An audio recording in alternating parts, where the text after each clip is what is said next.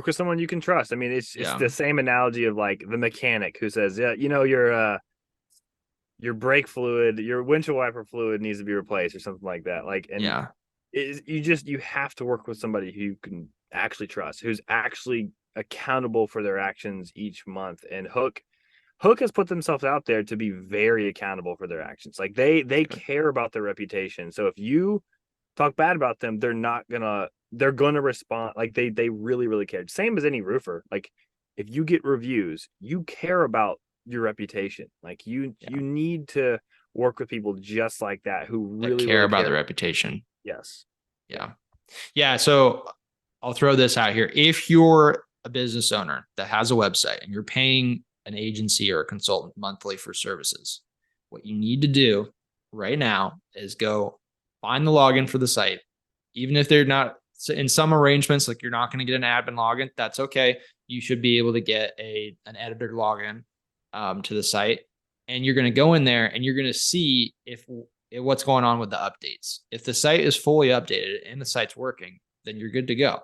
But if you log in and you're seeing that there's like, you know, 30 updates pending, and you go in For a there, non-tech person listening like me, you just go in there and you see, red are there red notifications or numbers. not? Yeah. Are there numbers for everything? It's pretty clear. It's Yeah. like, are there a ton of notifications for plugin updates, all these things?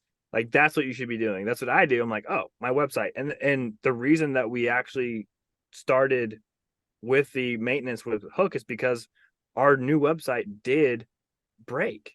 And it wasn't anyone's fault. It was just how the websites work. They deteriorate over time, and you need Yeah. to maintain them just like you maintain your car, your truck, whatever. Yep. All right. So we've talked about the three big off-season things. We got rebranding, we got new website. Let's talk about software. So when you're evaluating software, specifically during the off season, but really just in general, you're evaluating software for your roofing business. What do you think are the most important questions to ask? What are the most important things to think about when you're evaluating software? Because there's a lot of cool software out there. So it's really easy just to like, go shiny object syndrome. What do you think is the most important things to look for? As a roofing owner, if I just put my roofing company owner hat on, I'm like, what is this software doing for me? Or I think of like Company Cam. Company Cam has a lot of value it brings to me, my team. It saves a lot of money for us. It is an amazing piece of software that we really can't live without. Like there's no one that's doing Company Cam process and features better than Company Cam. Let's break that down. So you're saying what does it do for the business? You're talking about what value does it bring to the business? Yeah, How do you like define that? How do you define the value? Well, how do you think about what is the value of this software? there's pain points for different types of software. So like I see the pain point with the Company Cam solves is communication. Communication's one, it's a huge one. That's within the team, and two, the actual homeowner. It What's solves that the pain. what is the consequence of bad communication? So there's the other part of it.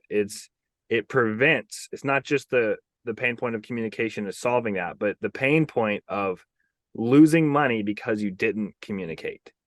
And it goes beyond just sending a text, hey, there's 2 layers of shingles. Hey, there's rotten decking. You have 17 pieces of rotten decking. It's guaranteeing pictures over 1,000 words, right? That's exactly the problem it solves. It's guaranteeing that the communication is clear and honest, no matter who on my team is using it, that the team knows and the customer knows.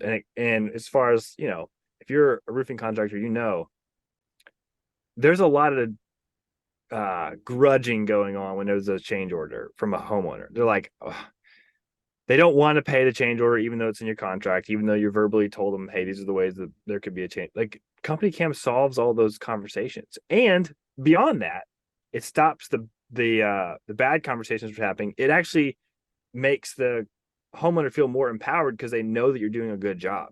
There's a lot of things that software does that really goes from a bad customer experience where they don't want to pay you or they're not going to pay you and they're not going to write a 5-star review to literally They may not like the additional money, but they're willing to pay it. They're going to pay it, and they're going to probably write you a 5-star review because you gave them a better experience because you're doing exactly what you said you're going to do. That's an example of software that actually brings real value to a company. Value to the business, generating better experience, aka more reviews, generating decreasing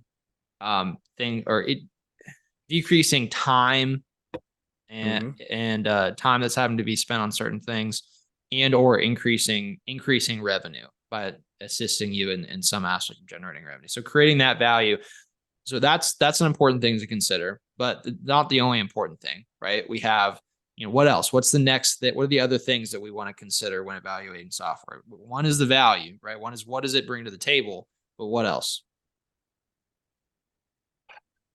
When I'm thinking about, I mean, I want to be, I want it to move the needle. I want whatever software I use to move the needle and whatever goals I have. How do you think? Like, Well, let me ask you this: how do you think about pricing? Because so we're talking about value, right?